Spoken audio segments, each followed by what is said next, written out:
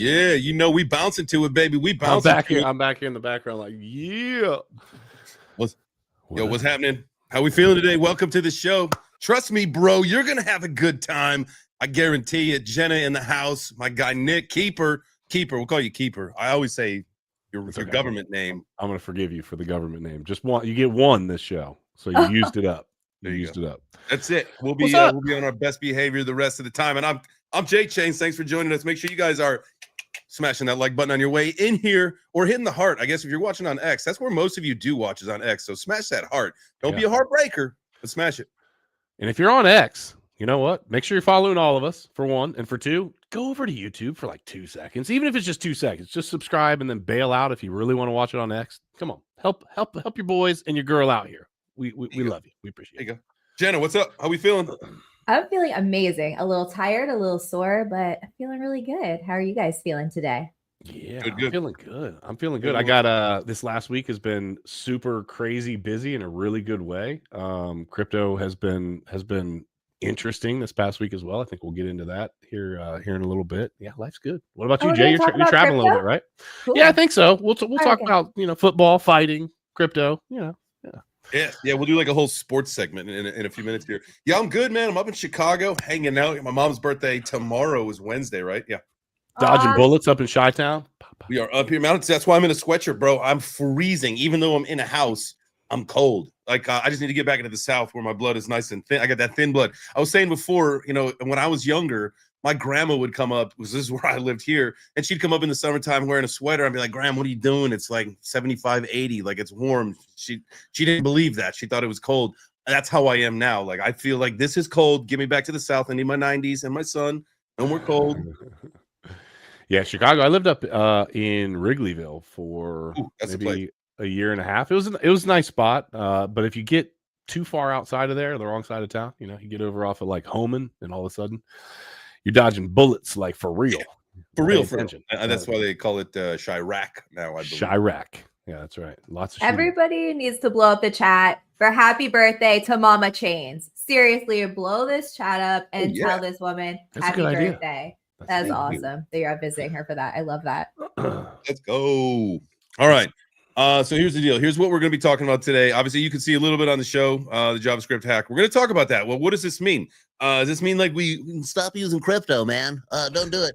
No, I definitely want to talk about this. We're gonna get into that. A few other things though. Bitcoin. Let's see. It's making some moves, but maybe not the right way that we all think. I know we want number go up, but we had some outflows the last couple of weeks, so we'll check on that. Some new bills being introduced in Congress. Treasury wants to explore holding Bitcoin as a national reserve. There we go. And then ETF accelerations. They've fast-tracked this. Listen to this. What do you guys think about this? Typically, it's 120 days to get an ETF approved and start rolling. You're trying to fast-track this 60 to 75 days. Yeah. You want my input? Sure. Do we have a like the COVID vaccine, bro? Just push that shit on everybody and make them strap in, strap up, and do it. You know what I mean? There's money to be made, and these fools are not going to let that pass by. Like, on a very serious note, that's what it is. They're saying you're gonna get us censored if you keep talking about COVID and strap-ons. God.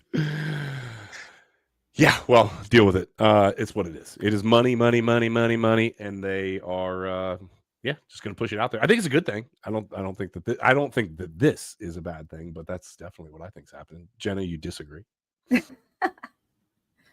Jenna's like, I'll talk about the strap-ons, but COVID, not so much. Listen, like you say that I can only say your government name once per show. I would strongly advise you, if you are going to use the C word, only use that once per show. Nah, they're past that. I'll stop it, but they're past that. All I know is that I did a conspiracy theory week on my channel, and this was probably around the time that things were a little bit more crazy. We probably threw that word out a little, they used loosely.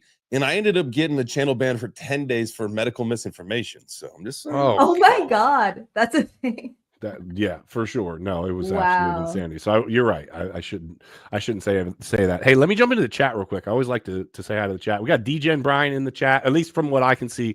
And actually, Chains, hold on. Do I have the chat pulled up? Actually, this one pulls both of them. Not the private chat. Here we go. Yeah, let's see who's up in here. Mike Volmer in the house. Good afternoon, Degen Brian. Over on the tubes, I got JChains Crypto in the house. Glad to see him.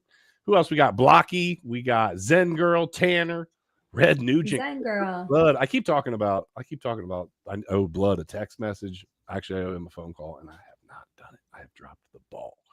Good to see you, Blood. Alexandra always helping us out, tossing in the info on everybody's channels. Juice, Adventureful Mama. Listen, I can't even get through all the names right now. This show is going to go wild. We got some big stuff happening today. Jenna, prepare. Your panties are probably going to be up in a bunch a little bit later. We got a little surprise for you. Yeah, probably. What are you going to do to piss me off today? Like, I thought this was going to be a fun, cool, calm episode. It is. Nick. Oh, just two more times. Two more government drops. Bow, bow. Always something. Right now, we're all happy. It's a Jenna sandwich right now. We got no problems, no complaints. We're not trying to do this right now, Nick, okay? Okay. Such an instigator. Later. We'll do it later. All right. What do we want to start off with? Let's what do you want to kick it off with, Jay? I like the idea of, let's talk about the king of crypto right now, and that is Bitcoin. So there were some articles that came out. It's $352 million of weekly outflows. Is this the end of ETFs? Or smart money shaken out of retail? Now, when I say the outflows, I was looking at this story yesterday, and as it turns out, and let me see, can I pull this up? Let me see where we're at when I do that. I don't know, boom. Bada boom. Okay.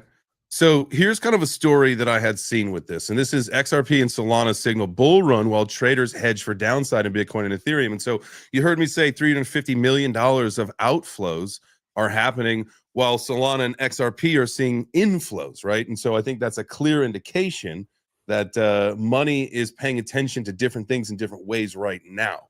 Yeah. Right.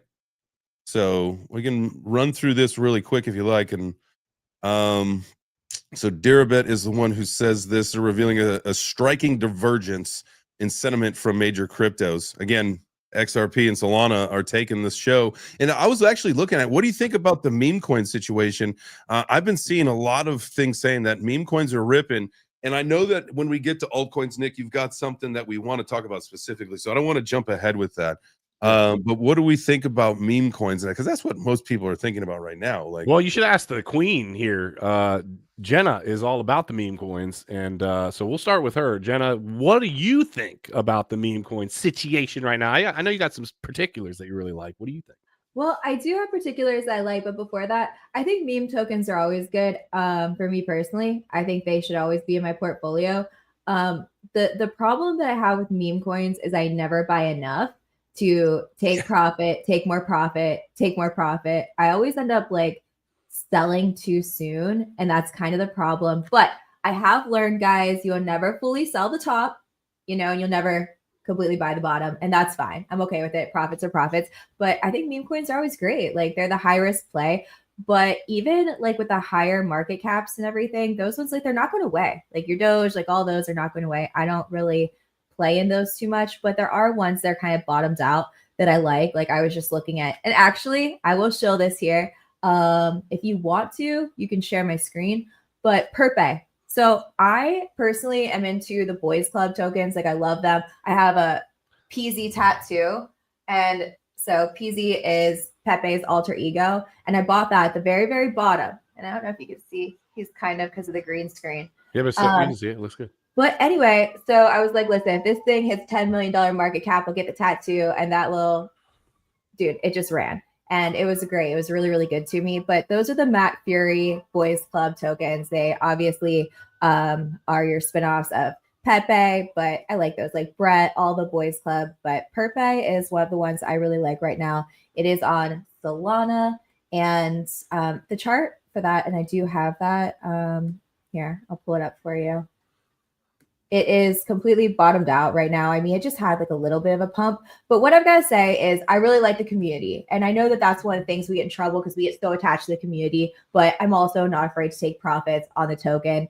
But I just really like it. It's a CTO. So I think it has plenty of room to grow. They were just trending on CoinMarketCap. Absolutely explosive. And it's still kind of a low market cap for me with a ton of potential. But yeah, I think meme coins are always a good play. I wouldn't have 100% of my portfolio in it, but I am not afraid because that is where you make some absolute pumps. Yeah. It's a lot more exciting than XRP. You got to, I mean, you think like, so meme coins, and whether you like them or not, you have to understand the importance of them. Like you said, they are liquidity makers, right? Like it's like going to the casino. It's like going to Vegas, like going to Atlantic City, like going to these places where you have that opportunity, right? And yeah, maybe what everybody wants to maybe allocate a certain percentage of their portfolios into meme coins. I think that's maybe up for speculation, right? That's a personal risk assessment, depending on what you're trying to accomplish, right? Like, I think, 10 to 20% is probably, 20% is like extremely high. 10 is probably, probably closer, but what, to each their own, I suppose, right? I think that could be a topic for discussion unto itself, maybe. Yeah. I think the meme coin game, it scratches the itch that is gambling. Right. And the facts, I think, are really simple with crypto. There's a lot of people in crypto that love to gamble. Let's just call it what it is. Right. You can look at the stock. I had this conversation with a couple guys last night, and we were talking about, we look at the stock market and we look at crypto and we look at these other, we look at leverage trading. We look at all of this and we put it in this box of investing. I'm not so sure. I think that a lot of it would lean more towards just the fact that you're freaking gambling. You just might be gambling, with a little bit of a stacked deck at times. And we, as people that we've talked about this before, get the phone calls sometimes before. Or Jenna, if you're promoting something, right, you get the opportunity earlier. Just being fair, because we keep it real here, right? Trust me, bro. We keep it real that we'll get a heads up before you will, and whatever. And ultimately we have, or can have an opportunity to make more money, which. Are you talking about insider trading right now, bro? Yes, in crypto, for sure. And I mean, President Donald J. Trump is right up in the mix. So if he can do it, we can all do it. But the bigger thing is, though, I think when you start to see these meme coins pop, it's typically, and historically speaking, then we start to see the other altcoins start to blast off and everything. I think meme coins, starting to shoot up are typically the indicator that other altcoins are going to start to go. Oh, there's for sure. And Jay, you said that they are liquidity makers. They're also liquidity takers. And I think that this run, a big problem that I've seen with some of the old altcoins, which again we'll get into altcoins soon, but I think one of the problems has been meme coins, because there's so much of the gambling that cuts in, and people that are in retail before that were putting into Chainlink and XRP and this, that, Solana, blah, blah, blah. They're like, oh, Perpe? Shit, sign me up, dog. That thing looks cool. I like the community. I'm in. I remember, I think, the sheer number of options is kind of what made that a little bit more difficult for people anyway, right? Because then you kind of had to start speculating. Yeah. To some degree, right? Because you want your coin to pump. You want that. I mean, you're in it to win it like that. You're not trying to, if you want slow and steady gains, right? You go Bitcoin, Ethereum, and I say slow and steady for crypto, right? Because that's inherently Bitcoin right now. If you were to just invest in Bitcoin at 110,000 or whatever it is today, and it potentially goes to 150,000, and what was your investment? $2,500? Like, what's the average like investor beginning crypto portfolio? Maybe $2,500 or $1,000. Like, what's it going to turn into? 2,000 maybe at the most. If it's 1,000, it's not going to, you know what I mean? Like, so you have to like be risky. Yeah, for sure. No, there's definitely that piece of it. I started to say, I remember when Landwolf came out, the very first iteration of Landwolf that absolutely went insane to hundreds of millions like that. So I had a heads up on that. I had the contract address in advance, and I shit you not, this is one of my meme coin moments. I freaking fell asleep. Right? No. It is when you know that there's a big one coming and you've got an ETH ready to rock, right? I had one ETH and I hate thinking about this, but I remember the next morning after waking up and looking, I would have turned one ETH overnight. If I recall, it was like 27 ETH or something like that overnight, just like that. And I freaking fell asleep and it was 9:15, bro. You fumbled the bag on insider trading for a 1 ETH. I fumbled the bag for sure. Fell asleep, but hey. I think Jen's comment was hilarious. Tis what it is. Another thing that another story that we pulled. So kind of the whole like idea of that first story, and not to like pull it too far back. We just kind of stay on track a little bit, but so it's like the institutional moves and stuff, right? There was we were talking about stock, and I know we don't want to be only crypto, even though we're all crypto bros and gals in here. There was a stock that literally pumped like almost 200%, right? Yeah, it was like QMMM Holdings. Yeah, it was like 179%, I think. Yeah, look at that. What is that? What is this one? I think it's an ETF, isn't it? No? They may have an ETF, but it could also just be that they made a massive investment into. They dropped like $100 million into Bitcoin, Ethereum, and Solana, and so creating kind of like that treasury, going back to kind of like what we were talking about a little bit ago, was them creating treasuries and how we're seeing nation states start to fight for Bitcoin and stuff. Like, what does that mean for like if we're going to start seeing stonks say we're going to go crypto treasury, and then the stock goes 100, almost 200% in a day? That's in a day, by the way, guys. Like, that's not lifetime. That's not over the course of like 4 years that you see like normally in a stock market chart, or 5 years. Like, that's over fucking night. Yeah. Jay, I've got a better one. Share my screen. All right. Look at this bad boy. Oh, I got to remove this one. I got you. So right. Look at that. Whoa. MYX. Yeah, my husband was telling me about this and he was bitching. So apparently you could not buy this unless it was pre-sale. You had to be literally an insider, and you could only trade it on Binance. And right now they are short squeezing the fuck out of it.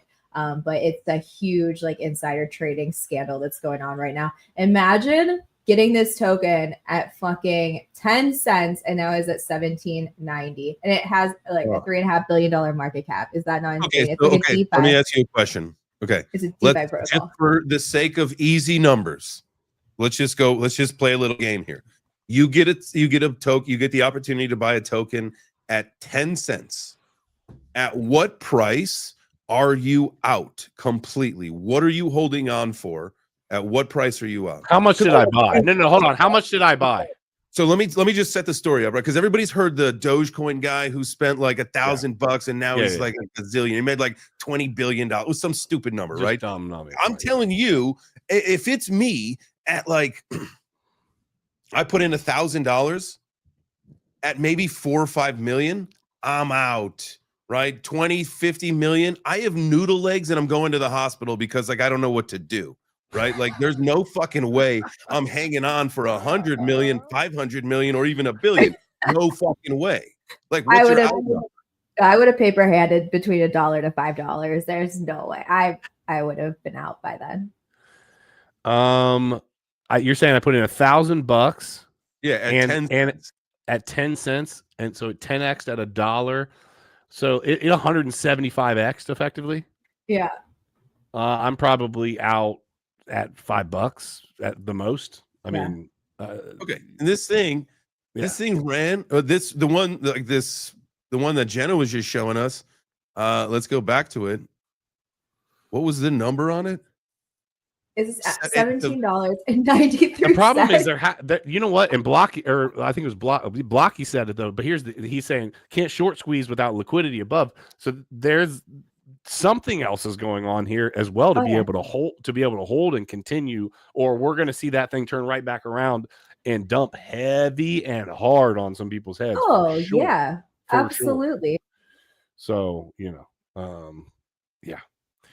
Why did I? I was not one of the lucky ones that was an insider, though. I wish I was. No, I like I like getting those phone calls though. Those phone calls are nice. Yeah, the live phone call. The phone call that says, "Trust me, bro, you need to buy this." Actually, I had Crow message me out of nowhere about something not too long ago, and all it said was, it just said, "Buy this," and I like hadn't talked to him in probably a month or something. He was just like, "Buy this, bro." Dutchy. Evening from Dutchland. Deutschland. Dutchland. Oh, somebody did that to me the other night, and I can't remember what I bought or which wallet I used. Oh, to be like honest. I jumped right in. I listened. I just did. Yeah, I should. So QMMM is the stock symbol for QMMM Holdings Limited. That is a Hong Kong-based tech and advertising company specializing in digital media advertising and marketing production services. Then it goes through, it talks about their offerings like VR, AR, 360 video, motion capturing, blah, blah, blah. Founded in 2022. They've got about 28 employees. So it says it launched its IPO in 2024. The shares were $4 a piece. They raised like 8.6 million in 2025. In June, they raised another 8 million. And then it says in early 2025, they received the company.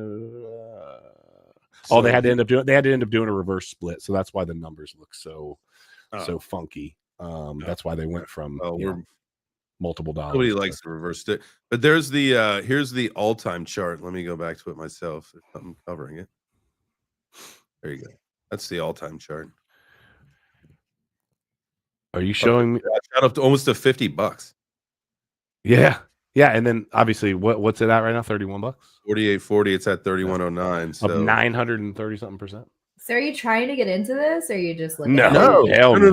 So the story is just the point of this story is just really talking about how Bitcoin and crypto is a mainstream narrative. You know what I mean? Like they're dropping this into their treasuries. They're dropping crypto into their treasuries is what's happening. Right. So their whole thing is they bought $100 million worth of Bitcoin, Ethereum, and Solana as a treasury, and their stock went through the fucking roof. And their stock just is this going to be something? Is this a domino effect kind of thing that we'll see? Is this for a Web2 company to be relevant, be like, fuck it, let's just start a treasury, and then their stock it rips. Yeah, I think a ton of them are doing that right now, but it's also the new scam, because there's so many that have a couple $1 million market cap, and they're like, oh, we're gonna raise 500 million and we're gonna buy up all this treasury of whatever the fuck, and then it's clearly never going to happen. It has a couple $1 million market cap. It's just a scam. So it's a grift off of crypto. But then you also have the ones where they're like, oh, we're going to get a massive Solana treasury, a massive hype treasury, and their stock just completely plummets. So, I mean, it could go either way depending on their holders. And think about the risk involved as well. So now you've got a treasury full of Bitcoin, ETH, Solana, whatever, XRP, whatever you want to put in there. And now we're talking about the most volatile assets in the world you're using as your company treasury. Yeah. Just to be fair, that could set you up for a problem at some point. Let's, But don't you think that then creates that supply shock that ultimately, if it's institutions, because retail, this is a game to just shake out the retail people, right? They run the price up, they get, again, and we talk about what's your fucking number. Everybody's got a number for every coin that you're in. Everybody, if you don't have an exit plan, I think maybe that's even, we want to take this into a learning lesson. It's what's your plan? Where are you going to get out? If you're invested in Bitcoin, what's your exit strategy? If you're invested in ETH, Solana, XRP, Chainlink, Ondo, whatever, you got to have an exit plan. If you don't have an exit plan, you're round tripping, guaranteed. That's just what fucking happens. Yes. So, I mean, I kind of feel like that's got to be where the conversation leads to is, what are some best practices for exit strategies? Obviously you set a plan, and with anything in life, I think with a plan that, having a goal, whatever, that's great. But you've got to have the system in place to go meet your goal, right? And I think when we get into the whole Fight Club section of this and how you're doing, your camp and all that stuff, I want to win this fight. Well, what are you going to do to win this fight, right? How are you doing it? For me, people like New Year's Eve resolutions for people I want to lose 10 pounds. Well, how the fuck are you going to do it? Like, are you just going to like sit on the couch like you do every night and eat ice cream? Or are you going to get your ass up and go to the gym? Like, how are you actually going to accomplish this goal? And I think that, with that same mindset, it's like, okay, you want to be a crypto millionaire? Perfect. Are you just going to wait until your portfolio says $1 million and then cash it the fuck out? Is that what your plan is? Or do you have a number in mind that you're going to get in, wait for it to drop back down and then get back? Like, what's your strategy here? But think about this though. If you have somebody like, if their goals are too high and you have people that don't know how to read charts or make like a practical exit strategy, then they may never hit it and just round trip their bags again. I mean, I can't even tell you how much Filecoin I bought at the bottom because I'm like, oh, this motherfucker goes up to $50 because it was already 150. I'm going to cash out X amount at this and that. And it's like, oh, that was one of the most disappointing tokens that I bought. Like hodled. I'm like, oh, I thought $253 was a great deal. No, fuck me. But at the same rate, it's like I prefer a ladder strategy, and people can dog on me all day. But it's like if you have conviction with a couple certain tokens, that's really all you need. Like I feel like if you get over diversified, and especially if you're new, it's too much to keep track of. But if you have that ladder strategy and you buy enough of it, it doesn't matter if you're cashing out, if it's a little bit lower and didn't reach a certain point. It's just that conviction. But if you don't buy enough of it, obviously you're going to wait for an astronomical number and then be pissed because it doesn't hit it. So, but that's the problem, right? Like most people don't set up any sort of a real deal strategy. They literally just say, hey, I'm putting this much in and let's see what happens. And that's part of the problem. Hey, side note, sorry for the phone calls, guys. I own another business and I freaking can't help it when I got guys on site calling me. I just had to take it. Sorry. I'm talking like a third base coach. Yeah. He will take any excuse he can to have guys calling and then just to be very boastful about dudes calling him left and right. So, okay, but hold on, let me finish that. So all I wanted to say out of that is just make a freaking real deal game plan. And it's one of the hardest things to do. I think one of the harder things to do is to actually take profits. So it's simple. You hear people talk about it all the time, but if you do put a game plan together, stick to it for real. Because if you say, hey, using simple numbers, you're saying, hey, if I could turn $500 into $1,000, I would be happy. Well, then when you hit the $1,000, take your freaking money and go, or turn it into a new plan after you've taken, you know what I mean? There's a reason that you set up that plan to begin with. And if you have no plan, I promise you, I've done it. I have lost a shitload of money from just saying, let's see what happens. And we'll get into that in altcoin, the altcoin section. I was going to say that actually kind of like segues us perfect into talking into like altcoins and what's happened with the ETF acceleration. So like I had said earlier in the show, they're going to fast track ETF accelerations from like 120 days down to 60 to 75, which is absolutely massive. I think ultimately this is going to pave the road to the idea of the crypto index fund, which to me, if you know anything about the stock market, like that's where the real fucking money is, like a lot of fucking money. So if we can, get a little taste of that here in crypto, I think that should be a lot of our end goal, is making sure that that crypto index fund is a real deal that happens. And so this fast track ETF thing, I think really massive to it. And then I know we want to talk about some altcoin stuff again. Nick, this is where you had, really segued into the idea of, and I'm not going to steal your thunder, but having that plan and taking that profits, and whether it's not having a plan or being greedy, that's kind of the whole plan, right? Yeah, right. Like, so I kind of started to talk to you about this before the show, but I was talking to CryptoFace yesterday on the phone, and I was like, man, I don't remember exactly what I asked him, but I said something to the effect of, are we going to actually see an altcoin season? And he basically was like, what the hell are you talking about? Altcoin season is happening right freaking now. And I was like, bro, let me just show you. And he's like, no, let me show you. So ultimately, what the conversation we got into was that, you know what? You might not like what altcoin season looks like right now because your old bags that you're married to, this is what we were talking about. The old bags that you're married to aren't the ones that are pumping right now, but that doesn't mean that there's not a lot of other alts that money is absolutely flowing into. Side note, I was talking about strategy and having a game plan and putting together whatever. I had done a promotion for what I liked. It was a privacy. I don't even care. I'll call it out. It's called Privix. It was a privacy token. It wasn't like a shit token. It was like I didn't think it was. It was a utility token, right? I did this whole promotion for them. They gave me tokens. They gave me like some money. I think they gave me $750 and some tokens. I took $500 or $700 off the table. There's a very small amount left that I just left as a moon bag. That was up to like $2,000, $2,100, $2,200, something like that. I was like, great, I'm going to take a half an ETH. I'll get around to it. I just kind of, in my mind was like, I'll get to it, right? I looked this morning at one of my wallets and I'm like, that looks like thousands of dollars lower than I thought that it was. Let me just check. That shit dropped 80% in the last 2 days, right? So listen, the whole point of this show is to be real with you guys. Most of this shit is garbage, bro. It is garbage. So put a plan together, make some money, and get out. And I know that's not what most of the influencers are going to tell you, because they want you to buy what they're doing and what they did. Listen, I'm not with it anymore, bro. I'm over it. I'm tired of losing potential money that could be putting food on the fucking table. Wait, hold up. But they only paid you $750. It was a TikTok. It was like a fucking 50-second TikTok. Oh my God, men are so underpaid in crypto. Oh, like the porn shut up. industry. Listen, I don't have boobs, Jenna. You should fight for equal rights. I don't. Jeez. I will. If I had boobs, though, I'll tell you what. I would use them. There's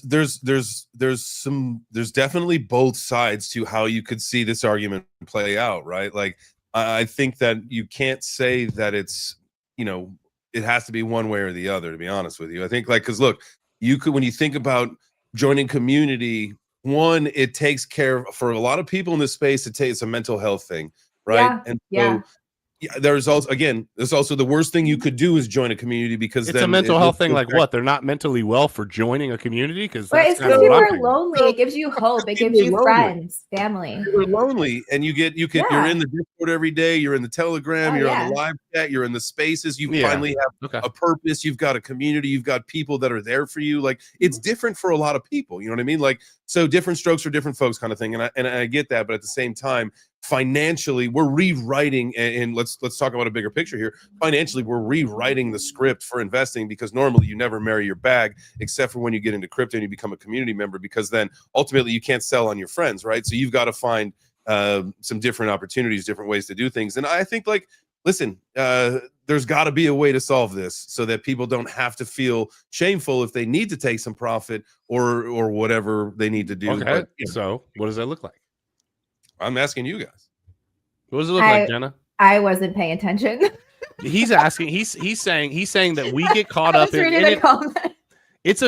I know there's some good stuff going on in there. The communities, they could be a pro or con. I mean, the XRP community got me through like a lot of mental health stuff, and that's why I got on Clubhouse and how I even got here. Because I was going through a horrible point in my life, and I'll say finding XRP and everybody being on Twitter Spaces, Clubhouse Spaces a couple years ago, it saved my life. Like, it pulled me out of depression, and for that, I'm always grateful. So that's why I think I'm always gonna be married to XRP, and I'm fine with that. I'm good with that. But what?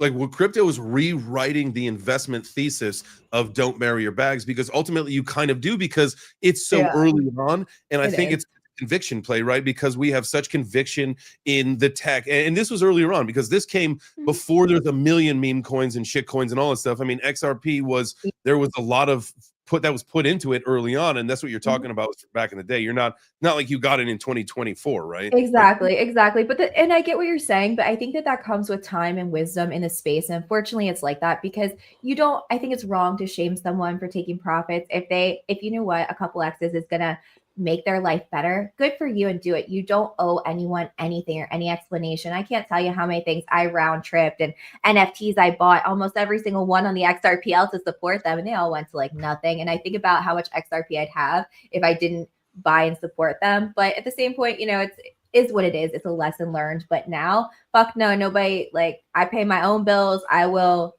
buy this. I'm doing the right things. So if I want to take my money, I'm taking my money. You're not gonna slide my DMs.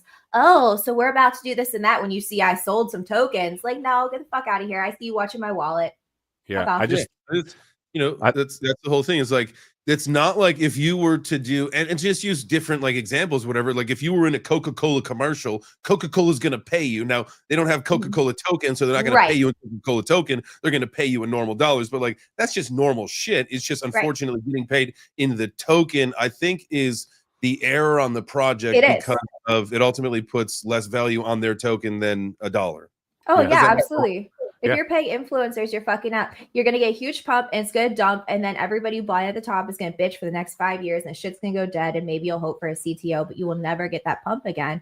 And I think paying influencers with your token is a horrible fucking idea. But the reason that they do it Yeah, for sure. But the reason that they do it is because it's vaporware and they're just printing it. It's free. And now I hand it out to a bunch of people that are going to talk about it that are, boom, pumping real money into a project that I just handed out vaporware fake tokens that I mean, I get it.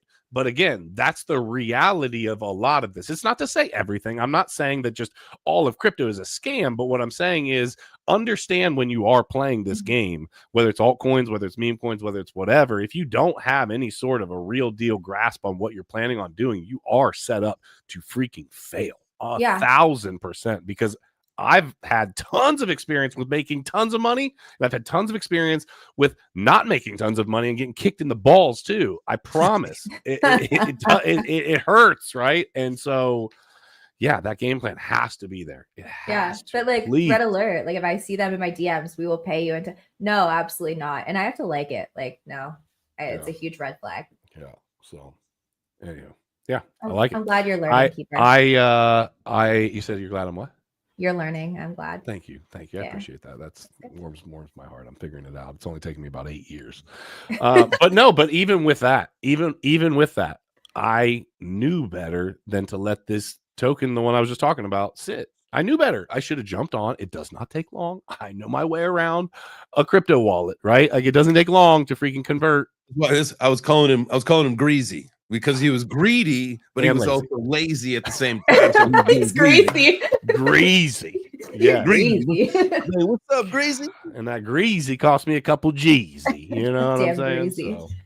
So, don't be sleazy. Don't be greasy. Take those profits, my kneesy. There it is. There it is. You heard it here first. Hey, smash the likes if you guys haven't already. If you're on X, be following all three of us, please. If you're on YouTube, be following all three of us, please. I promise you, it is a simple thing you can do. It takes 2 seconds. If you're in the live chat on mobile, just X out of the chat, hit the like button, come right back into the chat. It's just that simple. I know sometimes people are like, how do I do it? Well, that is how you do it. Okay, so while we're talking about alts, can I ask Jenna something very specific? You can. Okay. You can ask you are the XRP maxi of the group. If there were one, if there were a maxi of the group, it would be you. Thank you. I'll take it. It would be. I hold a shitload of XRP. It's done really well for me. I'm excited about it, but I also feel like I'm the realist, and I try to bring people down to earth. Please tell these people that XRP is not going to flip the switch, and on November 22nd, it's going to $10,000. And then tell me, please, what is this November 22nd date all about that you're hearing all over the place? Well, I can't tell you that it's not going to go to $10,000 on November 22nd. Listen, I got into the XRP because of the Riddler community. That's how I went down this rabbit hole. So you know what? There still could be a flip the switch moment. And what I think is actually going to be the catalyst for XRP this round is like, it's like a 3 thing. It's like with the settlement, it's going to be with DeFi now XRP and Flare networks, because a lot of people are going to be locking up and everything. And it's going to be also people can use their XRP for governance now. So I think that there's like a big thing, a big storm of ruin. But if you want to talk about November 22nd, that's the next date. There have been many of these dates that have been predicted and they're always wrong. But this one is the latest ISO 20022 Swift date, to be exact. I feel like ISO stuff's kind of been a failure up to this point, but we'll see. So let me ask you a question. I got a big bet with my buddy AJ. Everybody knows AJ Rides Crypto. Yeah. I got $1,000 bet that we're going to see. I think we're going to have a $10 XRP by Christmas. Now, what do you think about that? I got any chance at winning this bet? There's a chance. There's always a chance. That doesn't sound good. There's always a chance. You could just say no. It's fine. It's fine. I know you were mad at me last week. It's okay. I hope it does. I hope it does. It'd be great. Always a chance. I think that things are going to get a little crazy once DeFi is unleashed. You have to think the XRP. Has it flipped Ethereum yet? I don't know. Well, hold on. Let me ask you something, Jenna. Without the whole narrative has been the exact opposite of DeFi for XRP, saying that the banking institutions are where it's at and why it's going to go. Right. But there's now all of a sudden we're like, DeFi. Yeah. No, you have to think about it. The DeFi is not on because there are no smart contracts on the XRPL, because it is made for payments. It's made to be good at one thing. And when you start integrating so many different things, that's why you have security risks, hacks, all these things. XRPL is secure. There are no hacks on the XRPL. It's one of the most secure blockchains you will ever see in your entire life or use. But the reason for that, so then you have Flare Union, an EVM compatible sidechain that will basically unleash DeFi. And the cool part about that is it's a one-to-one. You're not wrapping your XRP. It's literally you're minting one on an F asset on another chain. But anyway, that's a whole another rabbit hole. Okay. However, I just want to say back to your November, because this is such a big controversy in the XRP community and all the ISO 2002 tokens. People, they're always talking about it. But according to regulations, to meet deadlines set by regulatory bodies or payment networks, Swift's cross-border payment migration, that is by November of 2025. So I think that is where they're getting that from. And basically, if you don't know what ISO 20022 is, it's like a security messaging system, but you can look all that up. It's a global framework for financial messaging developed by the International Organization for Standardization. That's a mouthful, guys. So I like to be the realist again. I have a buddy that's pretty high level in Chase. I don't need to say his name or anything, but he's pretty high level in Chase. Uranus. Chase Bank. And he's also an XRP holder. So I asked him, because most of the time the banking institutions and I asked him, I said, hey, are you guys actually using XRP, and B, will you? Because he's high enough level, like he knows some things, right? And he said, why do you think we have JPM coin? And he paused and just kind of shut up. And I thought about it for a second. And I was like, because why would you use effectively a community accessible token for these banks when these banks have so much money that they can just spin this up and create it themselves and rake the money in for themselves? Why would they use a publicly available token like XRP? And he said, well, you nailed it. He said, it doesn't mean that we're not going to make money. No. He wasn't saying that he holds it. He was like, hey, I like the idea behind it. It will get used. There are people and banks and institutions that are going to use it. But why would you have effectively the largest institution in all of the world in terms of transferring money in Swift say, hey, you know what? All these retards out there that hold XRP, let's hook them up and let's get this thing rocking and rolling up to $10,000. It doesn't make sense, honestly, to that. But I mean, if you want to stagger sell orders on a DEX or somewhere just in case, good for you. I mean, throw an XRP up there. You never know.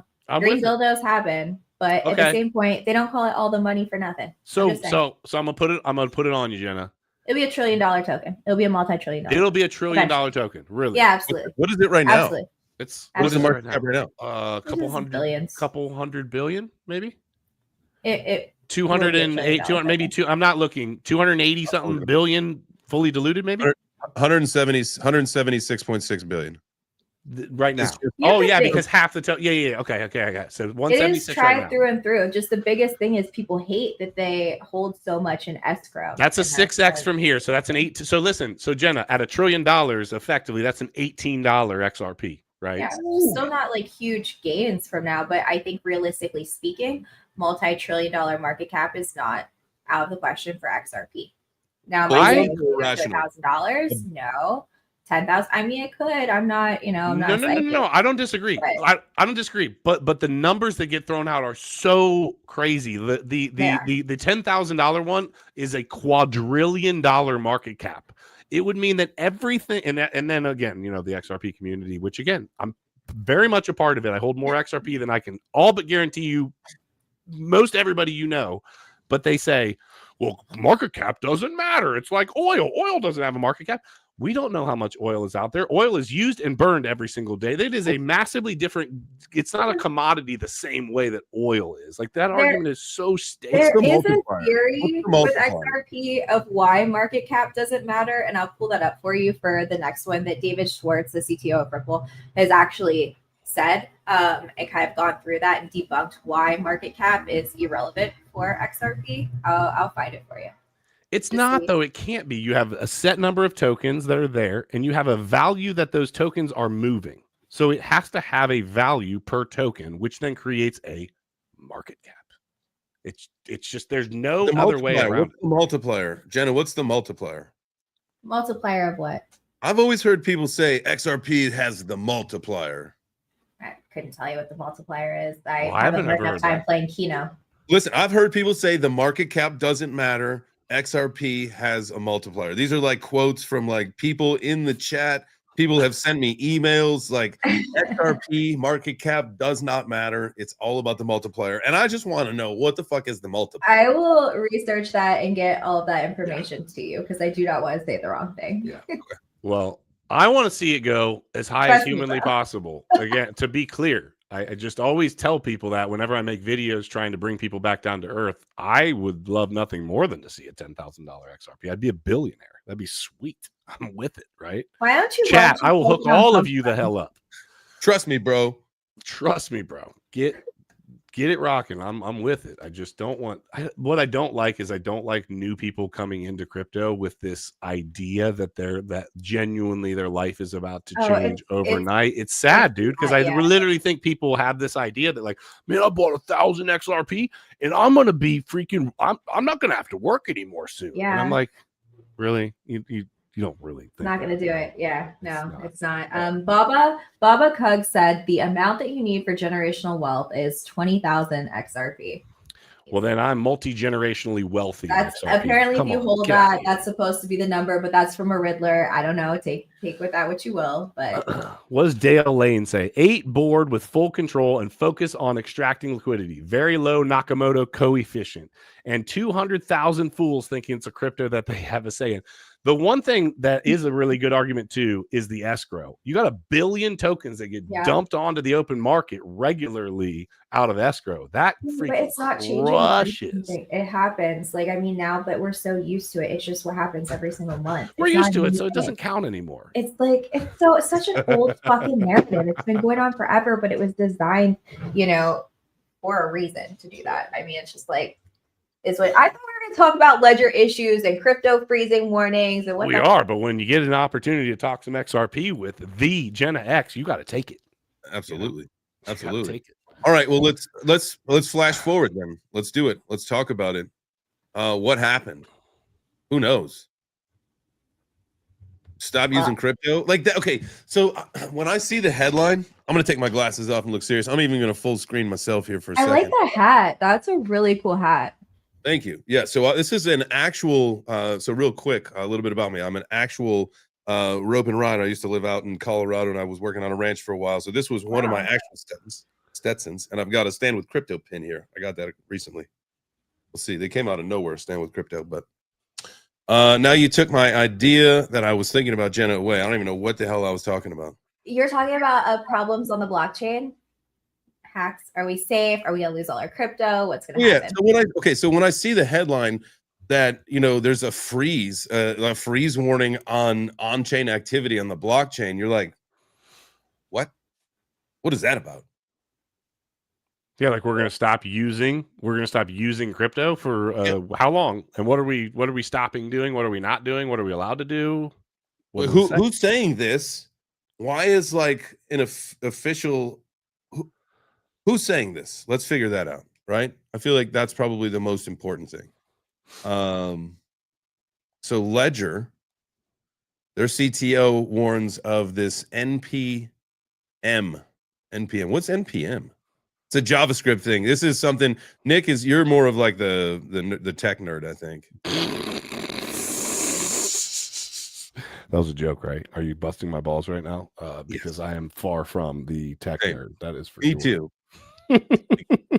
Jenna, do you happen to know what a JavaScript NPM is? Oh yeah. Do I look like a coder, bro? Yeah. All right, me, bruh. None of us know. I'll put it into my algorithm then. That's okay. It's all JavaScript. Good. I mean, XRP is JavaScript. It's all good. Yeah, put it in and find out. So here we go, really quick. So we're all just briefly educated on what we're talking about. NPM, Node Package Manager, serves as the default package manager for JavaScript's runtime environment. Oh, got it. Yeah, I literally actually don't even know what that means. So yeah. I'm not even going to read anymore. Maybe we should have left this out, but I think that what we could say is that if there is a hack happening on chain that has such a big impact that they're asking us to stop using crypto temporarily, we got more problems to talk about than, you know what I mean, than what we're doing in the short term. Like how does someone access effectively I thought at first that it was talking about something to do with our hardware wallets because it was Ledger, and I was like, wait a minute, that's scary for sure. So all right, so here's the article that we're looking at, and it's malicious code. It slips into the background and it waits for transactions to happen, and I assume it's like a man in the middle attack. So when a crypto user tries to send crypto, the malware silently swaps out the destination wallet address. On the surface, everything looks fine. The user sees the address they intended to send to, but under the hood, the funds go somewhere else entirely. The fake address is controlled by the attacker. So that's fucked up. Well, then what? So how do we do? So can you share mine? I have the answer. Yeah. Look back. How do you protect yourself? All right. So you will. Cryptos R Us put out a really good here. Let me zoom in on this. Tweet about this earlier. And so key points: your wallet won't auto drain. You'd still be able to see the bad transaction in your wallet, and you'd have to approve it. Only websites that recently updated to the hacked package are at risk. Most projects lock or pin safe versions, so the exposure is limited. And since you can't easily know which sites are updated safely, it's safer to avoid using crypto websites until this is fixed. So they have they're doing updates on that continuously. So basically, you would know. You have to approve it. The amount of work that these scammers put in to being scammers is think about the amazing things that these people could probably do with the amount of intelligence and the level of intelligence that they have to do the shitty things that they're doing to people in the background. Think about it. Like, that sounds to me like some ingenious evil shit, right? Like, oh, looks like a good transaction, but in the background, it's. But isn't this convenient when alts are supposed to start popping? Like if it's alt season, legitimately or whatever. Think about, we trade all the time. It's saying if you don't use a hardware wallet, refrain from making on-chain transactions for now. We make on-chain transactions all the time, every day. All the time. Yeah. Mm-hmm. I mean, it's a scary thought when you think like that's the word coming down, that someone's literally going to man in the middle your transactions. So if you're trying to send yourself money or money to somebody for something in particular, it's not going to get there. That can't happen. It said something like that there was exposed Bitcoin wallets like Satoshis. Like what? Well, yeah, so there is, and that is with like the quantum stuff, right? And so that is called P2PK. So the peer to private key is what that is considered. And because Satoshi's wallet are like old, it still has like that basis installed into it. So it is, as far as the quantum computing potential hack goes, the Q-Day, I believe is what it's called. Yeah. As far as Q-Day is concerned, yeah, Satoshi's wallet is at risk for that because of the antiquated technology that these tokens are in. That is wild, bro. That is wild. I don't know. I hold almost everything. I hold almost everything that I hold on hardware wallets, and I'm pretty freaking over the top about security with them. Do you guys do the same, or do you like to use hot wallet? Like I've got now mind you, I've got some hot wallets, right? Like that I should probably transfer to cold at this point. Bro, I got shit everywhere. I do too, but I'm saying your largest vulnerability, would it be a hardware wallet? Fuck, who gives a shit?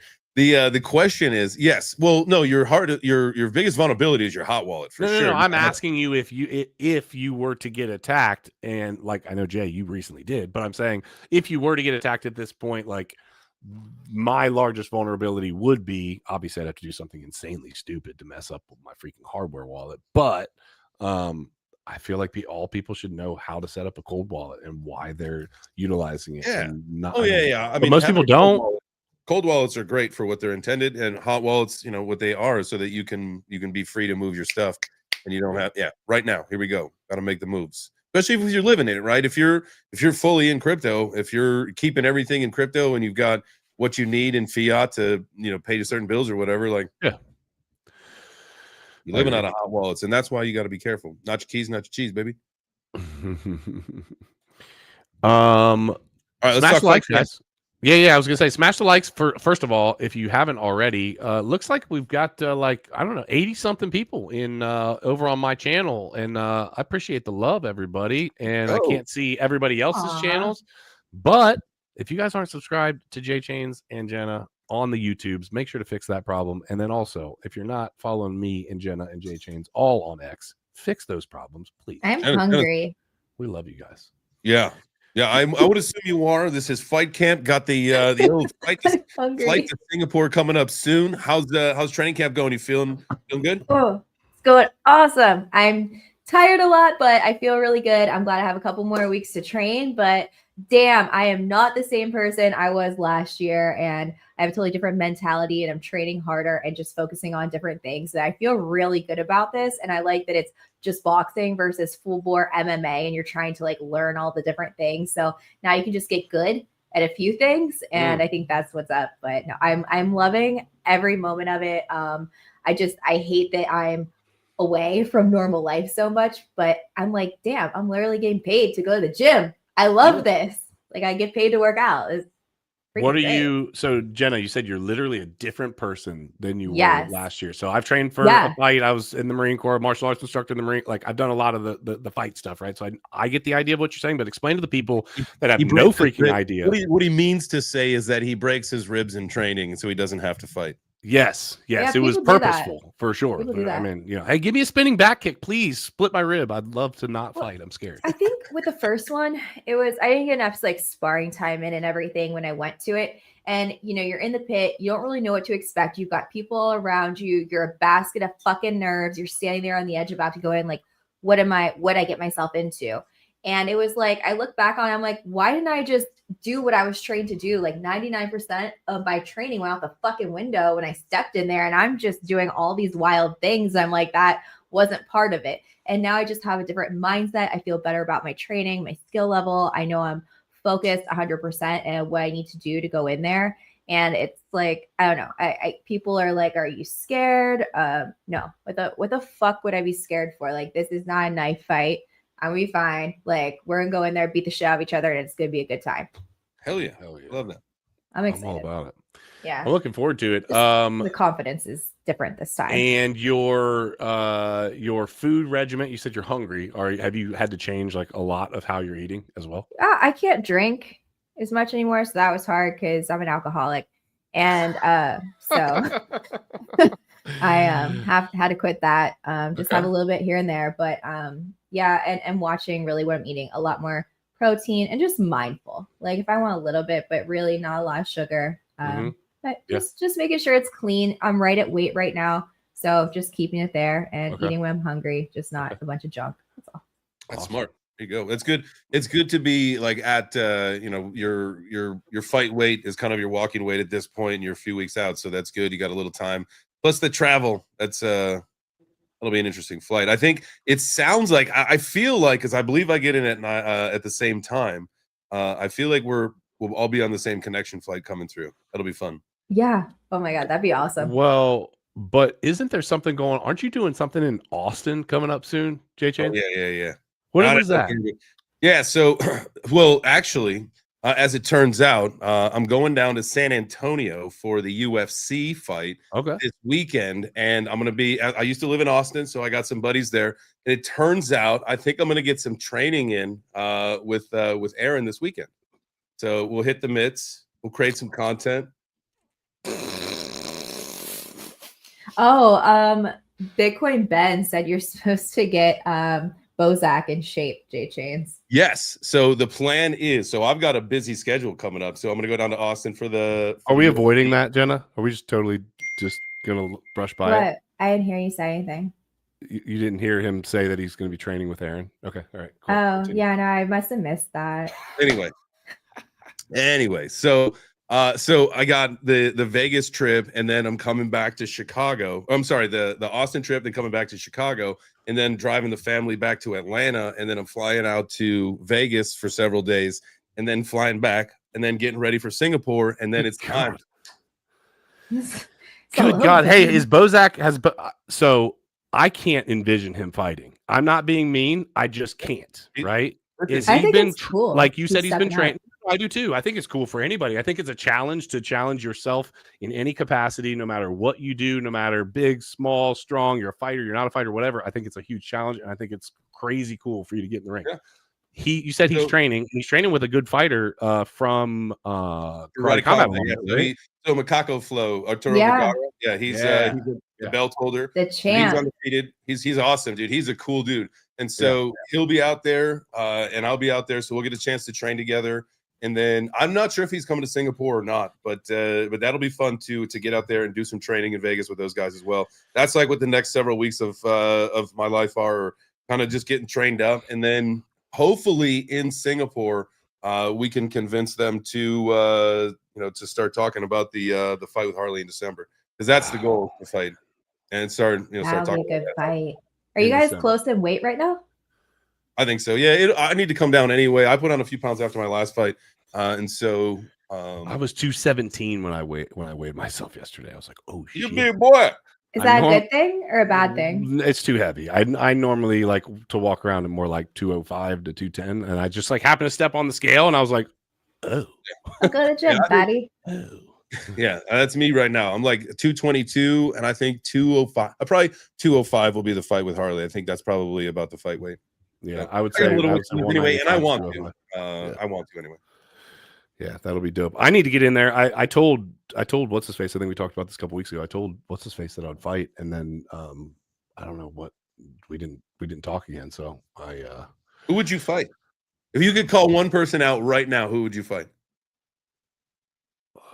Ben. Really?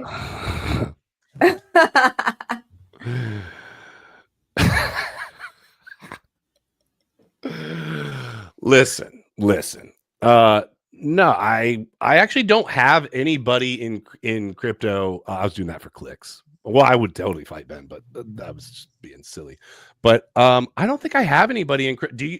Do you have somebody true? I'm trying to think if I have somebody that I genuinely actually would like to beat the brakes off of. I'm trying to Crypto Crow. You fight Crow. I love Crow. Hell no. I love Crow for one, and for two, no. I know better. Are you sure there's nobody that you would fight? Like somebody that I can think of like right off the bat that I would be like want to call out and fight. Yeah. I would say a bunch of those max extractors. What'd you say? The what? The max extractors. The vape cabal. The vape cabal. Take them all, dude. Send all those pencil necks in. Dude. You and I will go on all 5 of them against you and I. Start getting like some tag team boxing going on, and just boom, dude, one after the next. Like I know that they could organize that stuff in other countries for sure. Like you can't get that license in the US, but you could get that license in other countries for sure. We could, because like the Russians will do that shit. Well, they'll be like 12 dudes in one ring, and they'll just be like fight to the last one standing. Just go. Yeah, and that probably gets some great views. You know what? We should have a conversation about that. We should get like a team together, right? So we'll have like a super heavy, a heavy, like have one person from each weight class, a team of 5 guys, and put together a team, and literally boom, boom, boom, boom, in out. That'd be freaking sick, bro. What about you and me against 5 midgets? I'm in. Let's do it. How old are the midgets? I mean, 12, 13 years old kids. I don't care. We'll take them all, bro. Itty bitty bang bang. No, they're definitely they're full grown midget adults versus JChains and Keeper. I'm in. Yeah. I am definitely in. Are so odd. Well, Jenna. Okay, so Jenna, you're fighting Aaron. I know you have no bad blood with her. I know there's, I know you guys gonna fight, and when you fight, and that's that. Mm-hmm. Do you have anybody? I genuinely am trying to think now. Do I have somebody that I literally would like to? No, but I wouldn't turn down any fight. Like, I mean, now this is gonna be my last one, but I mean, this is gonna be your last. This is gonna be your last one. Yeah, focusing on my, married life. I don't want to fuck my face up. It's plans. Pretty. I don't want to mess with it. We're gonna go out with our good last fight. Okay. That's why I'm working really hard. All right. Well, win me some money. Hey, real quick before we go, Bitcoin is at. If you want to share my screen real quick. Yeah. I'll just because we didn't even touch any just technicals. We basically ran the range from the high to the low. I mean, literally. I used to think I want to tell you guys this, so you can see like there's lots of lines on the charts here, obviously, right? I used to think that all these freaking lines were a bunch of just hogwash, genuinely. Like I used to, before I started doing trading, I was like, yeah, if you put enough lines on a chart, you're going to end up being right once or twice or here or there. And after using Market Cipher definitely helped me. That's an unpaid plug. Don't worry. Yes, CryptoFace and I are tight, but that's not me getting paid to say that. I'm telling you, Market Cipher. Market Cipher is great. Cipher too. But think about it. When we when we talk about like running through like the highs and the lows and your monthly averages and all it is saying, hey, there was a lot of money either coming in and or out at this point. So statistically, when you're trading, you're trying to say, hey, I want to have a step. Basically, you want to have any advantage that you can get. And if you can see what this comes down to, which is money in and money out, and all of these points are, hey, there's an important amount of money that was coming in and coming out at this point. And so you mark those. And it's funny when you start trading, how often it is hitting these key points and bouncing and bouncing. And it's just undeniable at some point. You just had to say, okay, you know what? I'm not going to get this every single time. So I need to put some really solid risk management in play. But if you know how to set up a chart, utilize something like Market Cipher to help you on top of knowing where the money is at, it works, dude. It does. It works. It doesn't make it easy. It's, I'm just saying. Listen, we all love Market Cipher. We all love Market Cipher, but I'm going to take that shit one step forward and flopping Groper with the leapfrog indicator. Holy smokes. That thing, like with Market Cipher and leapfrog. On top of it. Yeah. It's like this thing is a magnet. Yeah. It's great, dude. I genuinely used to think that all of it was just, hey, you know what? It's for content. It's for this. It's for that. And as Crusader and I started to learn how to trade, as I talked to CryptoFace a lot more and started to actively, do some trading. I'm not the best. I'm just not. But I don't spend the time that I need to. But what I do fundamentally understand is what's happening. Yeah, there's money to be made if you can have patience and risk management. That's really what it comes down to, So wait, if you're going to Austin and you're trading with Aaron, and if you're there on a Tuesday, I guess it's safe to say that she will be on the show. No, you're not going to be there on Tuesday. Okay. Ah, that'd be fun. I was mentally preparing. But I still think it's a good idea. Oh, you're not going to Singapore, are you, Nick? I haven't. You've called me Nick like 38 times today. Oh my God, guys! Everybody knows your government name now. I know. I'm outed. You try to keep it dude. I am not saying no. I will, Jenna. I'll tell you this. This is what sucks. It's on a Wednesday, so I would need to leave. I would be gone like Monday through. I would miss a whole entire work week. If it was like on a Friday, and I was like, oh, I can leave on a Wednesday and miss Wednesday, Thursday, and Friday. I could. I mean, yes. You would fly that far for 24 hours? What do you mean? Well, because it takes 2 days to get there. 2 days. No. What I'm saying is, if it was on a Friday and I left on a Wednesday, that would make sense, right? And then you leave on Sunday or whatever. I'm only missing a few days of. The reality is, I can make my own decisions, and I could do it. I'm half stepping into excuses right now. I need to look at it. I'd like to go. I would like to go. And it'd be great to do a live with all three of us there. That's kind of what I was getting at. Yeah. Sure. Okay. All right. Let me do some real looking at the schedule and. Not gonna lie to you. I'm pretty sure you said same exact thing. Are you gonna fly out of Atlanta? Yeah. Because what would be interesting? Well, no, it'll probably try to send me out from. But where does it take you from? Atlanta to LAX? No, Atlanta to Qatar. And then Qatar to Singapore. Okay, so maybe mine, because from Columbus, it probably sends me either through Atlanta or JFK, probably, depending on what I fly. What are you going to fly? Delta? No, Qatar Airways. Who are they owned by? Qatar Airways. Oh, they don't have like okay. It's a big plane. Okay. It's nice. Even their economy though is super comfy. Because they're long flights. Yeah, it's really comfortable. But you're not starting with Qatar Airways from the United States. Yeah, I'm flying out of DC area with Qatar, and then we'll take that as well once we get there to Singapore. So it's only how long is the flight? Like I think it's like 8 or 10 hours with the first one, and then like another 8 or 10 from 20 Dubai hours ish worth of. Must be nice for you. So my first flight from here to Qatar is 13 and a half hours.